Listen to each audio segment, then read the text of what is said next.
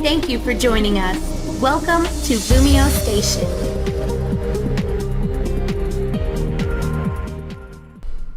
What is going, guys, and welcome to another Pokemon X&Y Wi-Fi battle. This time we have an OE match against Kate, and the first thing you're going to notice is that we both don't even have a lot of OE Pokemon. And that gives me a chance right now to reiterate to you that even if it is an OU game, you don't necessarily always have to bring the common OU stuff. You can bring in other Pokemon from other tiers. And I mean, the most important factor should be team synergy, so as long as your team gels well together, you are probably still going to do well and you can still kick some good ass.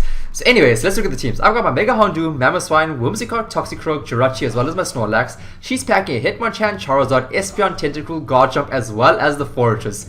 So as a lead, honestly, looking at a team, the sore thumb right there that was sticking out was definitely the Forretress, because that thing likes to get up to a lot of mischief, you know. It's got the sturdy, it can get up at least one layer of spikes and possibly, you know, the Stealth Rocks. And I don't even have a Rapid Spinner, so those are going to be permanently on my side of the field. So she does in fact lead off with the Forretress, and I decided to send out my Houndoom because my Houndoom is packing the taunt, so I can cripple this thing and prevent it from just getting up to any more nonsense, and that is awesome. So she predicts the fire attack because I'm sure she doesn't want to go down to a sturdy so soon, and she brings in her Poison Ivy, which is in fact her Tentacruel, which is going to resist that, and I just went straight for the taunt. So I mean, I wasn't upset with that because I know Tentacruel also likes to get up some Toxic Spikes and Rapid Spin Sport or Toxic, you know. It's also very a nuisance Pokemon to deal with. So I'm going to switch out now because I fear the Scald, and I go straight into my dry ass Toxicroak.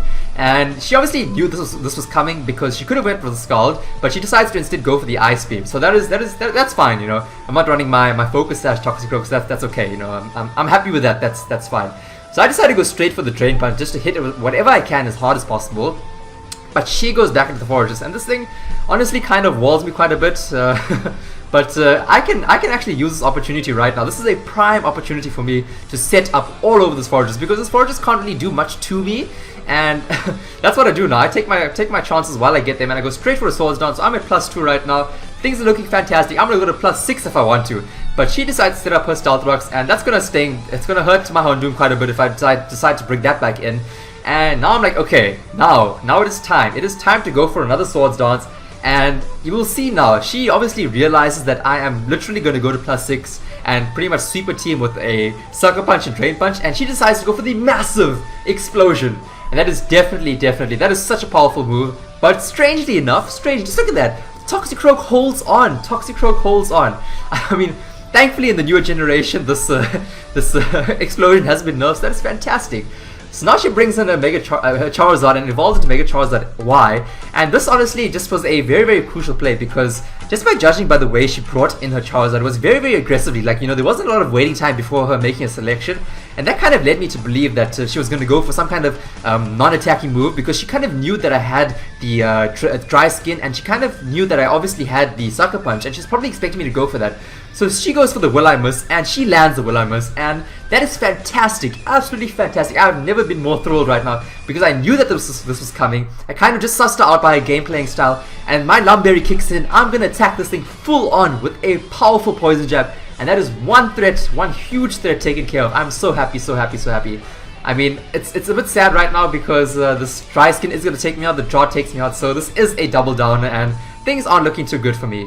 But now we are going in blind, and I decided to send out my Jirachi, and my Jirachi does have the U-turn, and she brings in her Espeon, so I'm going to basically go straight for a U-turn. That's going to hit this thing pretty damn hard, and that's fantastic. I mean, obviously now I've kind of revealed that I am a Choice Scarfer set because I have been able to outspeed, and at least, you know what, she's a Citrus Berry set, so at least I'm not going to have to worry about damn Jewel Screen support, so that's cool.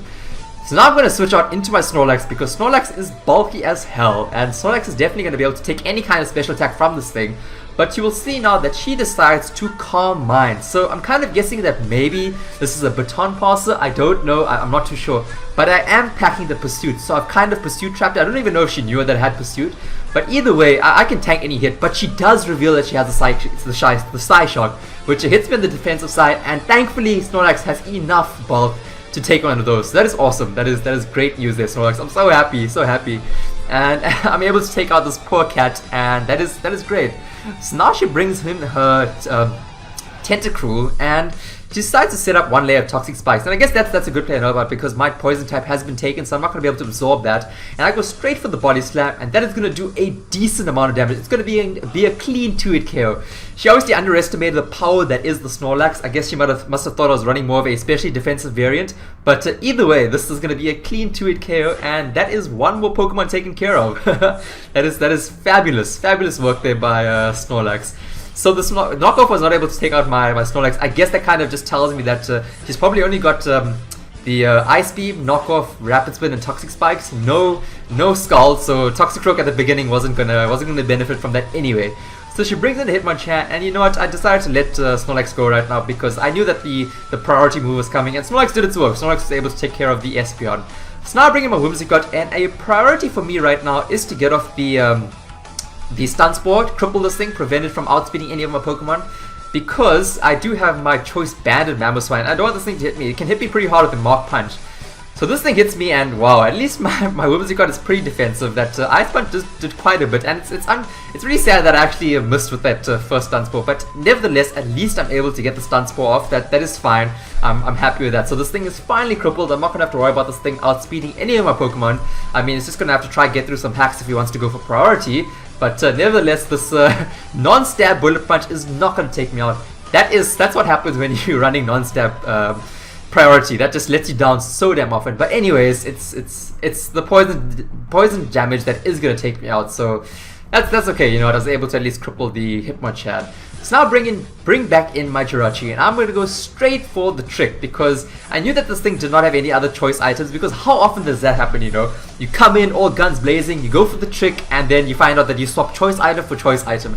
So it turns out he's actually holding the Assault Vest, so that's cool and everything. It's just that obviously now he goes for a physical attack, and that is going to almost take out my Jirachi. Doesn't take it out, so I'm going to be able to go for an Iron Head, and we are playing Serene Grace right now. I felt terrible to do this. I should have maybe went for the Zen Headbutt. Maybe that would have been better. But anyways, she realizes that she has like a 0% chance to attack, and I just go for another Iron Head. And in comes the Sharkeisha, the Garchomp. You know, I'm getting Rough Skin. I guess she did bring that in just to get the Rough Skin off me. And now I'm going to be able to go for another Iron Head. But it turns out that this thing is, in fact, Scarfed. So this thing takes out my Jirachi with a very powerful Earthquake. But at this point in time, I was fairly confident that I did have the game, because now I'm going to be able to come in with my choice banded Mamoswine and clean up this game. So I get poisoned. That's not cool. That's really quite sad for my Mamoswine. And she decides to withdraw. I'm not too sure why. Maybe she just wanted to scout out and see what I was going for. But anyway, I do have priority now. I mean, an Ice Shot. I mean, unless she was kind of running a very bulky max HP Garchomp, but I did some damage calcs, and it's like a 70% chance to still 1-hit KO, if I'm not mistaken, if I remember correctly. But she brings in the poor Hitmonchan just to, I guess, absorb damage and scout, and an Ice Shot is still going to take it out. I mean, even if that thing went for some priority, I'm getting priority in my Ice Shot, and that's definitely going to take it out. So now in comes the last Pokemon, and this is pretty much game. I'm going to hit this Garchomp with the one thing that Garchomp absolutely hates, which is the Ice Shot. And that, guys, is the game. So that was a pretty cool game. Kate is a great battler. We've battled a few times. I hope you enjoyed that video, guys. It was a lot of fun putting it together, and I just want to thank the LumioseStation conductors for giving this opportunity to the community to upload to this channel, and I hope that they select this video. If they do, I'll be starstruck. So take care, guys. I will see you all soon. Bye.